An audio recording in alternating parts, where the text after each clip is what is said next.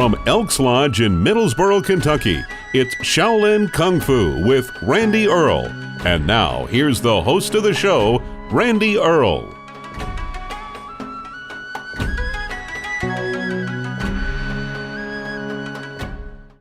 Welcome everyone to a brand new episode of Shaolin Kung Fu with Randy Earle.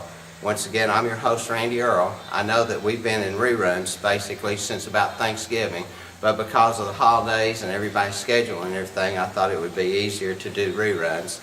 And I hope you enjoyed some of the previous shows. And this will be our first show of our third season. And for the first show, I have a couple of guests tonight. I have Doyle Siebers and I have Danny Smith. They're Ishinru people, and I'm going to let them demonstrate some of the bow techniques from their system. And I'm going to let them just do their own thing a little bit. And with that being said, we'll just get on with it and let them do their thing. Thank you. Like I said at the beginning of the show, I have a couple of special guests tonight. One is a good friend of mine, Doyle Sieber.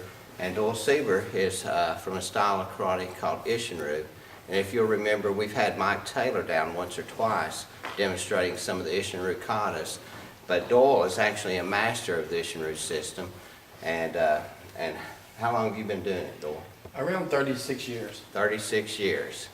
And then with him, he has one of the first degree black belts in Ishinru, which is Danny Smith. And Danny's been doing martial arts since he was about 5 years old. And together tonight, they're going to give you a little demonstration on some weapons type things with Ishinru. And what they're going to do is they're going to do the bow staff. Okay, thank you. Hello, my name is Doyle Sieber. I'm here with my friend Randy Earle, and we're talking about the 6-foot bow staff of Okinawan karate. The 6-foot bow staff is called Roku Saku bow in Okinawa, which means the 6-foot staff. The Okinawans developed weapons from farm tools, and this is no different. The Roku Saku bow is placed on the shoulders like so, and then you carry buckets of water or grain or rice on the ends. You can carry 2 to 3 buckets on each end of this and not have any weight on your back. It supports it evenly across the body. What they found is when the old papasans, as they call the honorable old Okinawans, were carrying the buckets have a long strand on them, so the buckets are only about this far from the ground. And whenever the samurai would come through, the Japanese Imperial Guard, they would sometimes tip over the old papasans by tipping the bow staff, and they'd fall over. Well, what the Okinawans found was if they tipped the bow over slightly and slid the buckets off, they could use this as a weapon because they weren't allowed to have any weapons at the time. So they made farm implements into weapons, and some of the techniques we're going to show today, it shows how effective this can be. A bow staff can be a broomstick. A bow staff can be a hoe handle or a boat oar. Actually, the boat oar is a separate weapon in Okinawa, but it has the same exact weapon used as the bow staff, the Roku Saku bow. This weapon is probably the most practical weapon that people do today because you can have a walking stick or even a pool cue to use as a bow staff. So what we'll do is I'll have my friend Danny Smith come in. We'll demonstrate some bow techniques, and then we'll demonstrate a bow kata, and then we'll show you how to apply the techniques in actual combat with the weapon. Okay, we're going to teach some of the ways to use the weapon. When you have your opponent in front of you, you always want to keep the weapon between you and him. Always between the person. If the weapon is let off to the side, it's easy to step in here and gain full control. If I'm here and it's between us, I have to get around it to get to him. A lot of people in kata don't understand the principle of the weapon. They hold it up here. If it's here and I step here, there's nothing he can do. He tries to strike with his weapon, I can take it away from him in the calf, and take him down. Break his Achilles tendon and walk away. So he wants to keep that weapon between us at all times. Even though I have a weapon, I want to keep mine between us at all times.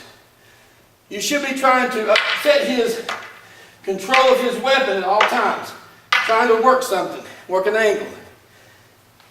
The first strike you're going to learn is a gouge here to the ribs.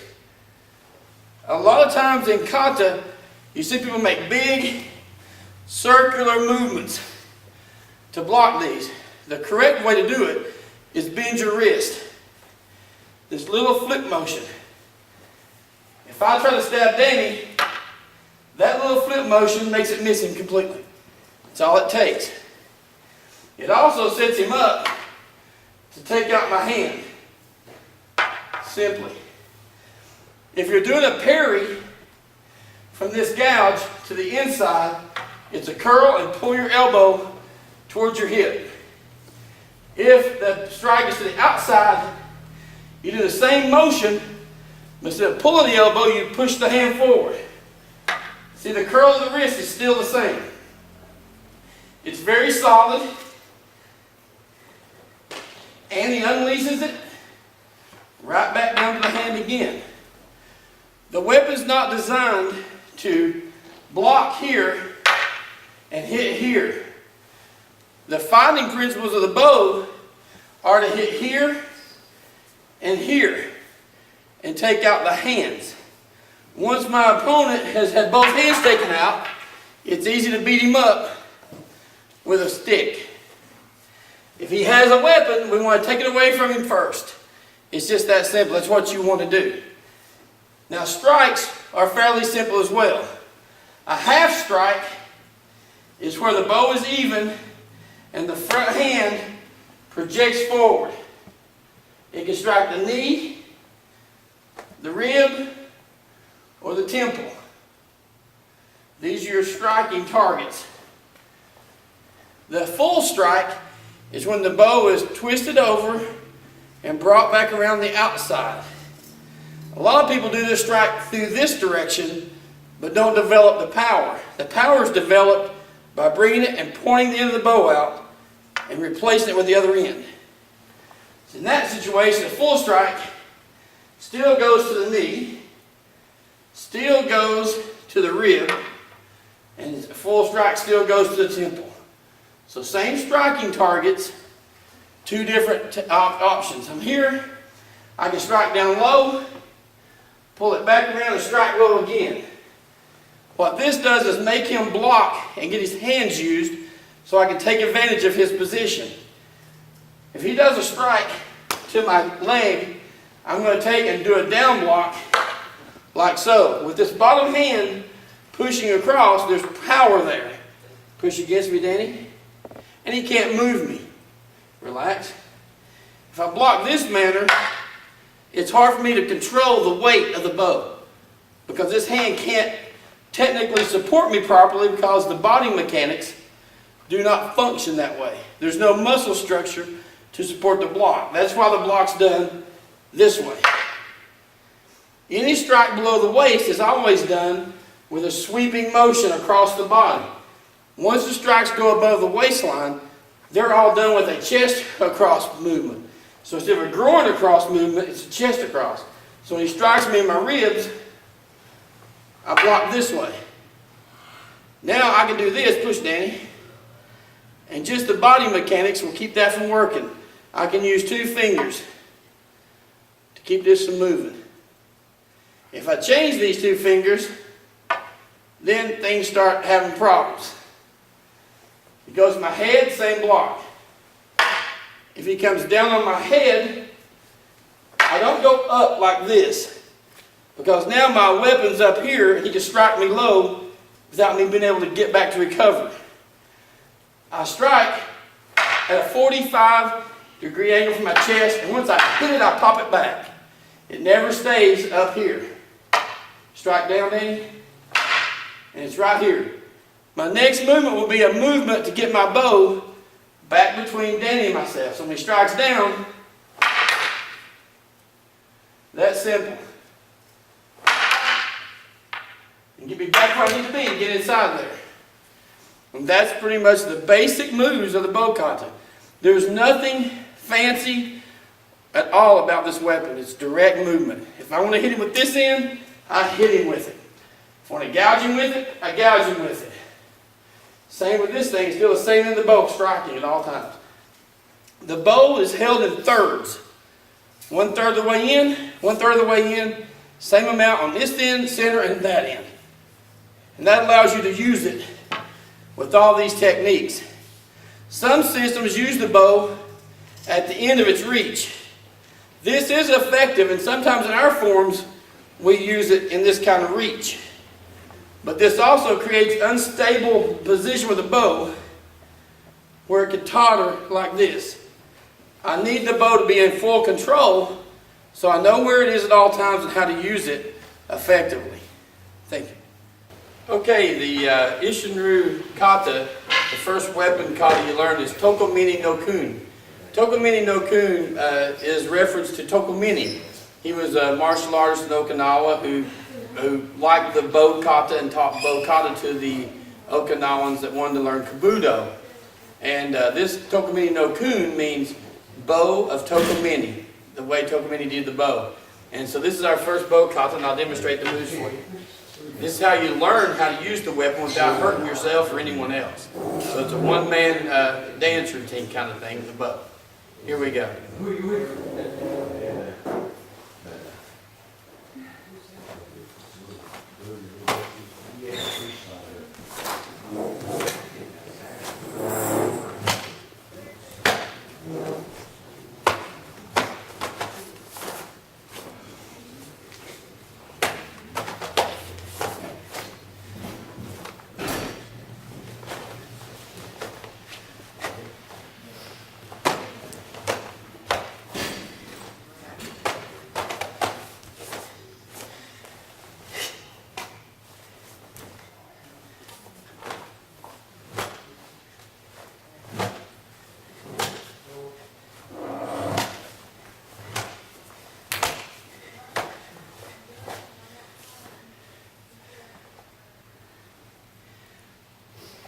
The kata gets you ready for using the weapon. The only way you know how it feels to block and strike is to have a person, your partner, work with you. Now, the most important person when doing this is your partner. This can be dangerous. These are live weapons, and these are hard strikes. You'll hear the weapons hitting each other. You'll know they're hitting hard. The thought behind this is, if you've never been hit, you don't know if you can take a strike or not. I've had my hands hit in this. I've had my knee hit in it. I've had my head hit one time.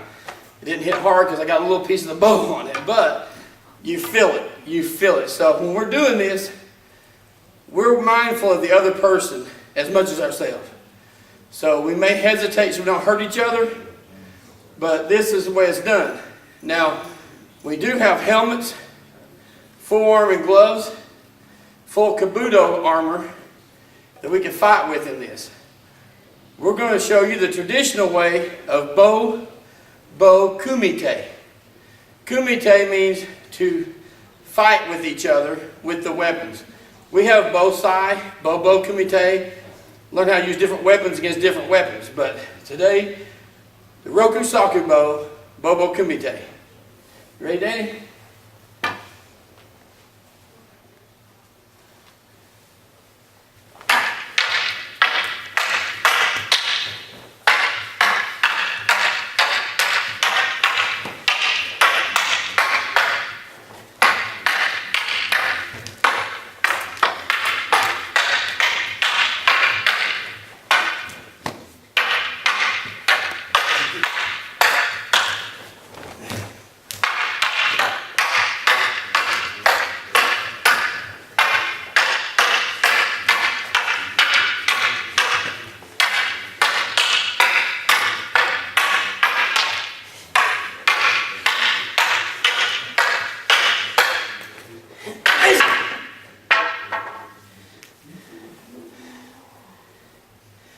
Good job, Danny.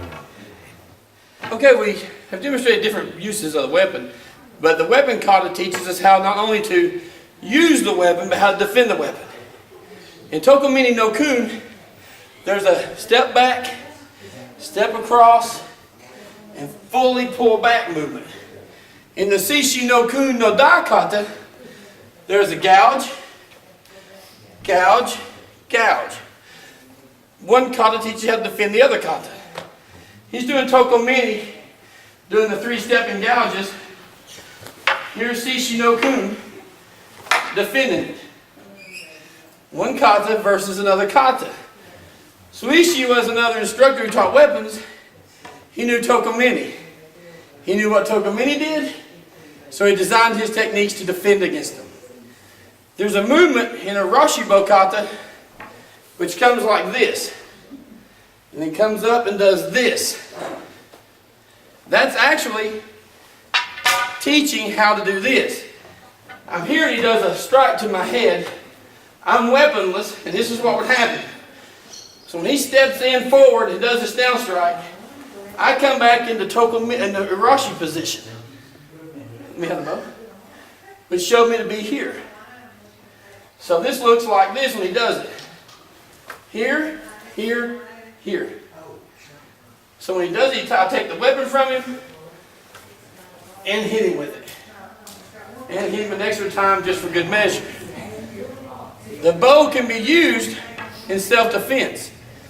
When he's trying to strike a full strike at me, I don't want to block the bow staff. So what I'm taught to do when he does the full strike is get in behind the bow and cut here. So when the movement comes at me, I stay where he thinks I'm going to be, and then I make my movement to get behind the weapon.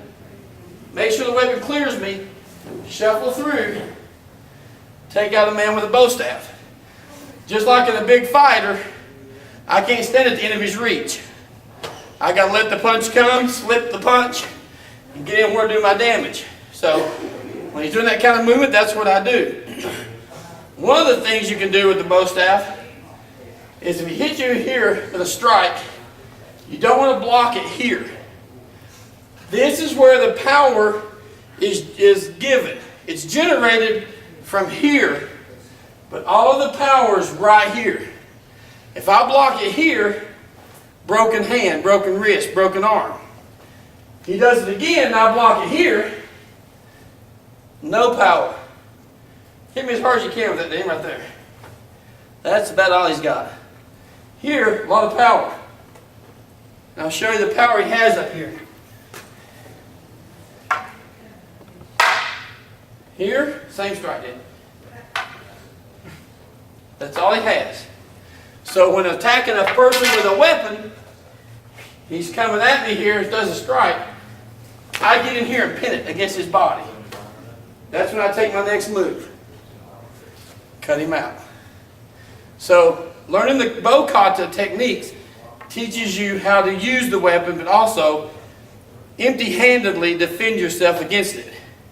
One of the movements when striking this way, Danny, here is not to block a weapon like this, but actually to parry the weapons. When he does this, all I do is stick my hand up. It'll miss. All I have to do is get behind the weapon with my arm and make sure my arm is on this side of my head. If it is, this will guide the weapon. And once it's guided, the guide's gone, I'm not worried about the weapon anymore. So he strikes down, this comes here, closest available weapon to the closest available target. Pop. Sends the chin up, strike to the throat. You're not going to hit someone in the throat unless you're worried about getting killed. This guy's got a live weapon on you. Your life could be in danger. You can do the same move as such. Here, here, and take the back of his belt and just sit him down gently and take the weapon from him. You don't have to hurt him. You just have to not get hurt yourself. So the bow staff can be your best friend, but it can also be your worst enemy. If he holds on to this weapon, strike me. If he holds on to this weapon, hold on, here, and I do this turn on him, it's causing him to be in a bind, not me. All he had to do to keep him getting twisted like that was let go of it. He feels it, he lets go, he can re-grab it now. Now he has me in a bind. It's just about being calm and relaxed in an argument. If you let someone else get you mad, you're going to get tangled up.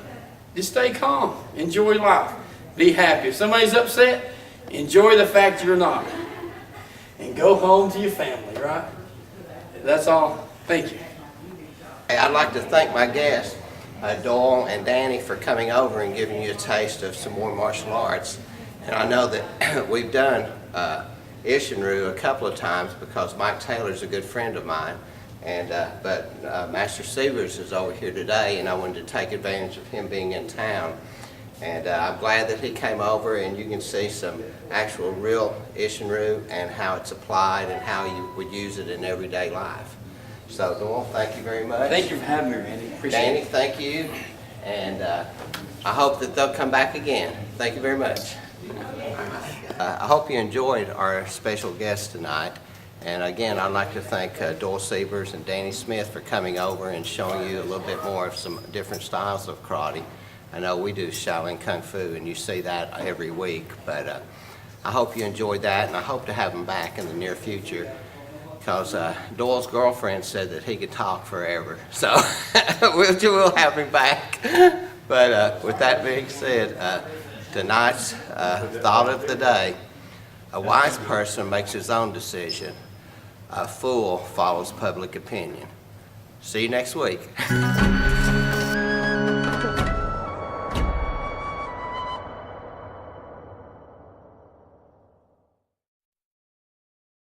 When you're looking for a place to live, what do you look for? Convenience, value, safe housing? Well, of course you do. The Housing Authority of Middlesboro. Affordable housing for you or your family. All the apartments have been modernized and they're energy efficient. Income-based rent, fair market rent, and flat rent. Whatever your situation is, the Housing Authority of Middlesboro provides safe, clean housing that is user-friendly in a neighborhood-type setting. Randy Earle invites everyone to look at the Housing Authority of Middlesboro. For more information, please call 606-248-6500. Safe and affordable housing that you can call home. The Housing Authority of Middlesboro.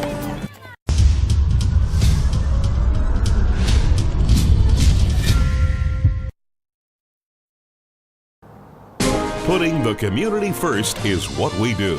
You're watching Hometown TV.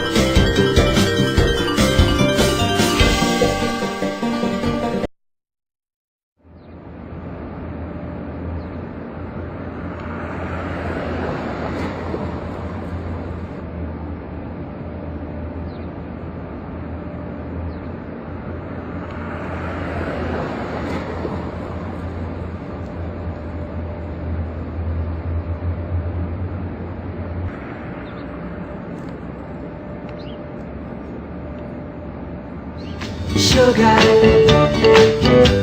oh honey, honey.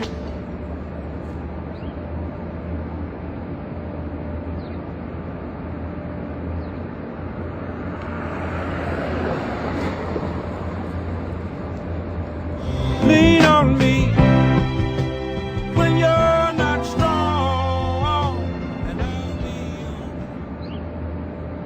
if you stop me up, if you stop me up, I'll never stop. Who let the dogs out?